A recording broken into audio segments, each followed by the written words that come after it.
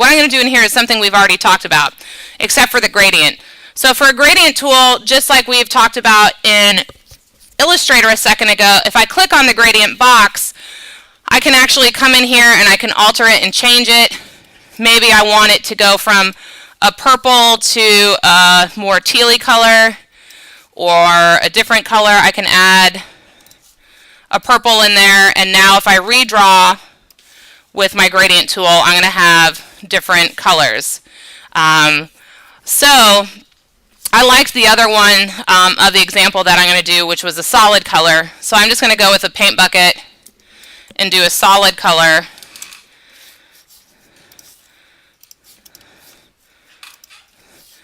And so what we're going to do is to get this pattern, this background in here, you can see that basically they kind of had a pattern in here.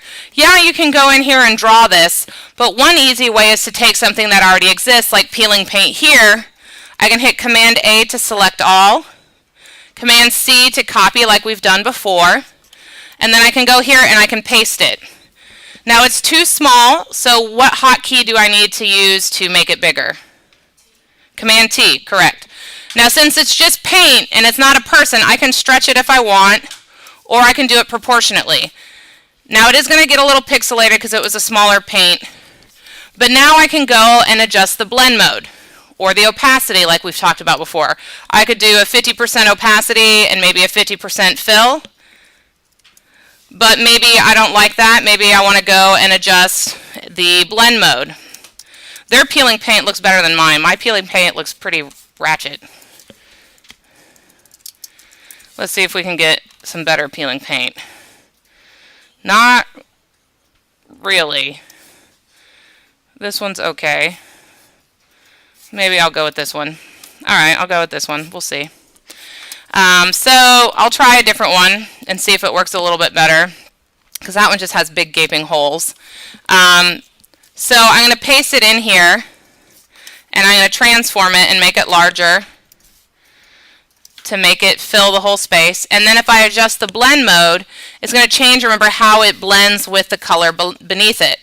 I can do lighten, I can do screen, and so now it looks like you actually have a texture in there. That looks way worse than what looks on my screen. My screen looks way prettier. The colors are way different. So up there it's going a little bit more drastic than what's on my screen, but you can adjust it to different blend modes, and you can see that it's going to change the way it looks. Not all of them are going to come out great, but even if you like one but you want to adjust it, you could always adjust again the opacity to make it not as apparent. And then if I wanted to, I could take the mandala or another paintbrush that had these kind of symbols, and I can then just paste them onto my document, and I can change the color of them. So if I wanted to, I could double click like we've done before in the layer styles, or you can come up to your layer style and change it up here, but I can double click and I can say color overlay, let's change it to gray, or let's change it to a white. And then I can maybe I want it really large on one side. I can do Command T and kind of have it larger in one area. Maybe I want to duplicate it and move it to another area. Whoops, wrong layer. Duplicate it and move it to another area, but maybe I want to make it smaller. I can use Command T, and then you can kind of start painting with these. Not really painting, but you can kind of make these move around and kind of change the look of it. So that's a way that you can actually, why is it going? I click on this and it jumps to layer 4. Oh, that's why. But you can kind of move it around and kind of adjust it. So that's how they basically created this. Where is it? This. So again, it's just adjusting things that we've already done. So you can take like a texture, and that's quite common in Photoshop. People will take a texture like the peeling paint or broken concrete or cracks in dirt, and they'll actually adjust the blend mode to kind of create a texture look over a color. So that's how you could do something like this to create this background if you wanted something like this for the background of your business card.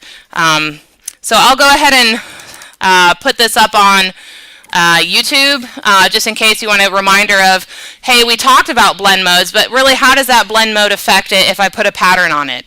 Or if I wanted to adjust the color in the layer styles, I forgot how to do that, you can go in this tutorial and look at it as well. But when you look at art and you want to think about how they how they did that, that can kind of help you come up with your own ideas on creating things that are a little bit more than just maybe a solid color background. Now I say that, but that doesn't mean that a nice clean white business card that's simplistic can't be great. It can be great. You don't have to do something this extravagant. Everyone has their different tastes and different opinions, and you have different target audiences, so you kind of have to keep that in mind.